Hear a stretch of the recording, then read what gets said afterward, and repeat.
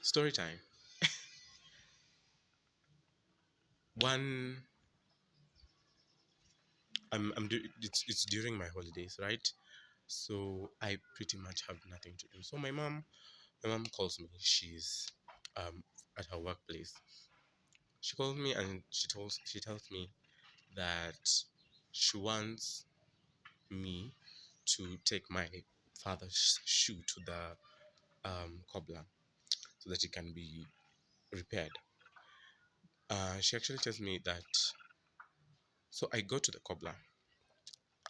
Mind you, I would rather be doing anything rather than going to this place because I would rather be scrolling my phone or something. So I walk to the cobbler's place, right? And I it's a mabati shed. Um, he's sitting on one side, then there's a bench, supposedly for people who are waiting for him, waiting for their shoe. Natengenezwa. So I sit there, and there's also another young man who was sitting opposite the cobbler. So the both of them are conversing, talking about different things like their friends, people whom they knew in the past, blah blah blah. So as we're sitting there, um, by the wayside, two men um, who seem to be coming from like their jobs, they pass by, and I noticed them stopping. Like they walk for a few meters, they stop, they look at our shed. So in my mind, I thought, oh wait, they want to speak to uh the cobbler guy, the fundi. They wanted to speak to the fundi. Maybe they knew him or something. But so I actually alerted them and I was like, hey, I think those guys want to they want to speak to you. And then he was like, never mind.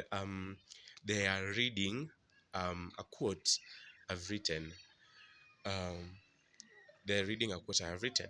So I'm like a quote. So I exit the shop. So his shed has like one of the materials that is used for a shed is actually a kind of like a blackboard on which you can write using a chalk. So he had written some quote there which I can not remember. I think it is the years in your life. It's not the years in your life that count, but it's the life in your years that count. Something like that. And I was like, that's a very nuanced take. That's a very nuanced take. So I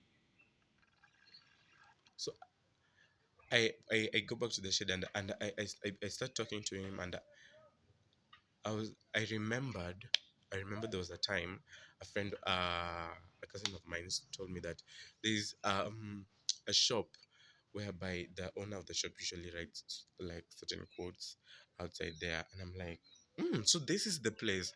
How comes I've never actually seen this place before? So nikaanza kuongea naye and I was like, oh my goodness, that's such a nice thing. And I asked him, what kind of like inspired you to like start writing these quotes? Like this is a very, out of the box idea. You know, we don't see it, so many places. Like I was so intrigued and I was conversing with him.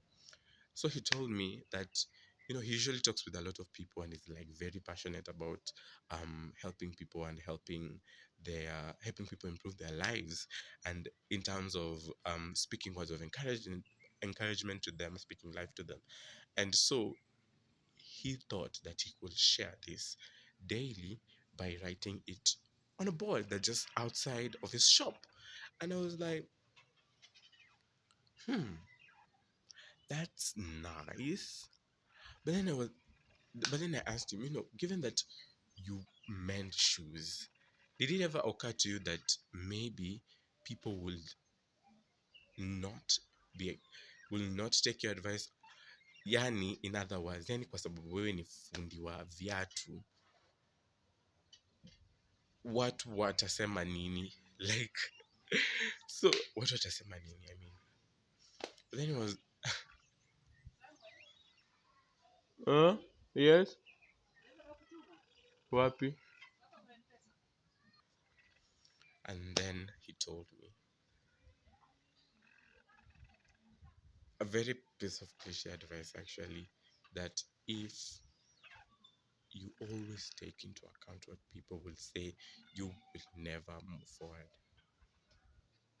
And I feel like that message couldn't have come at a more important time, because that was what I was actually going through.